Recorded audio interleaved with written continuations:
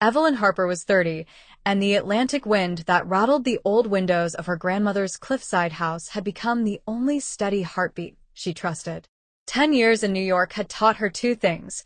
Galleries loved her brooding seascapes until they didn't, and love always ended with someone walking away while she stood frozen in front of an unfinished canvas. The last woman she'd let in had left a single post-it on the easel. "You only love what you can paint." "I'm not paint." After that, Evelyn packed her brushes, took the first train north, and told herself she was done with both art and people. The house in Maine smelled of salt and turpentine.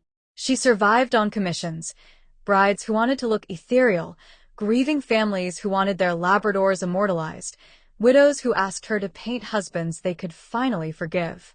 She worked fast, delivered faster, and never let anyone stay longer than necessary. Portraits were safer than people. Portraits didn't leave. Until Harper Lindsay walked through the door carrying a paper bag of croissants and a dog-eared copy of Elizabeth Bishop. Harper was 28, slight, sun-streaked hair that refused to stay pinned, eyes the shifting gray-green of the harbor before a storm. She owned the tiny bookstore on Wharf Street between the lines, the kind of place that smelled like coffee, cedar, and secrets. The town loved her because she remembered what everyone was reading and never judged. Evelyn had avoided the shop for months. Too many windows, too much light, too many chances of being seen. But Harper had a commission of her own. "My grandmother is turning 90, she said, setting the croissants on the cluttered table like a peace offering. "She wants a proper portrait. Not a photograph. Something that feels like her. People say you're the best." Evelyn almost refused.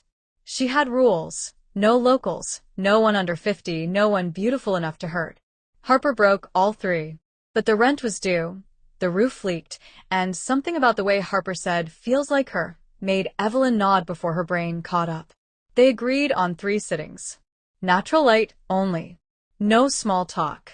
The first afternoon, Harper arrived wearing a cream linen dress the color of sea foam. She sat by the window where the north light spilled across the floorboards like spilled milk. Evelyn mixed flesh tones and tried not to notice the way Harper's pulse beat visibly at her throat when she was nervous. Second sitting, Harper brought poetry. "Reading helps me stay still," she said, and opened to the moose. Her voice was low, steady, the kind that could guide ships through fog. Evelyn painted and listened and felt the room tilt slightly on its axis. By the third afternoon the portrait was nearly finished, and something inside Evelyn was coming undone. She kept repainting Harper's mouth, too soft, too knowing, too alive. Every version looked like a woman who could leave. Harper noticed. Of course she did. "You're angry," she said quietly, eyes fixed on the invisible spot Evelyn had told her to stare at. "I'm concentrating." "No." "You're breathing like you want to either strangle me or kiss me, and I'm trying to decide which would hurt less." The brush slipped. A violent streak of Payne's gray slashed across the painted face like a scar. Silence crashed through the studio. Evelyn stared at the ruined canvas, chest heaving. "I'll start over." Harper stood. The linen dress whispered against her legs as she crossed the room. She stopped in front of the easel, studied the damage, then turned to Evelyn. "You keep making me flawless," she said. "Like if you get the mouth perfect, I won't disappear. But I'm not going anywhere unless you push me." Evelyn's back hit the wall. Paint-stained hands left ghost prints on the peeling wallpaper. "I don't know how to paint someone I might," she couldn't finish. Harper stepped closer. Close enough that Evelyn could smell coffee and the faint sweetness of the bookstore's vanilla candle clinging to her skin. "Then stop trying to trap me on canvas," Harper whispered. "Look at me. Right now." With nothing between us." Evelyn looked, really looked, past the perfect light, past the pose, into eyes that held exhaustion and hope in equal measure. Eyes that had watched too many people love the idea of her and leave when the idea cracked. Harper reached up, brushed a streak of raw umber from Evelyn's lower lip with her thumb. "You're shaking." "I always shake when I lie to myself. And the lie is that I can finish this painting and watch you walk out that door without it killing me." Harper's hand slid to the back of Evelyn's neck. "Then stop lying." She kissed her like a question. Soft, deliberate, giving Evelyn every chance to pull away. Evelyn didn't. She kissed back like someone who'd been underwater for years and finally found air. Hands tangled in blonde hair, slid down the linen back, left streaks of alizarin and ultramarine across pale fabric like war paint. The kiss tasted like salt and terror and relief. When they broke apart, both were trembling. The ruined portrait watched them with its gray wound. "I'll still finish it," Evelyn said against Harper's mouth. "Only if you let the scar stay. It's the truest thing I've ever painted." That night Harper didn't leave. They pushed the easel aside, spread drop cloths on the floor, and lay among open jars of paint while the ocean roared approval against the rocks below. Harper traced the dried cerulean on Evelyn's collarbone and asked, "Were you ever going to let anyone see you again?"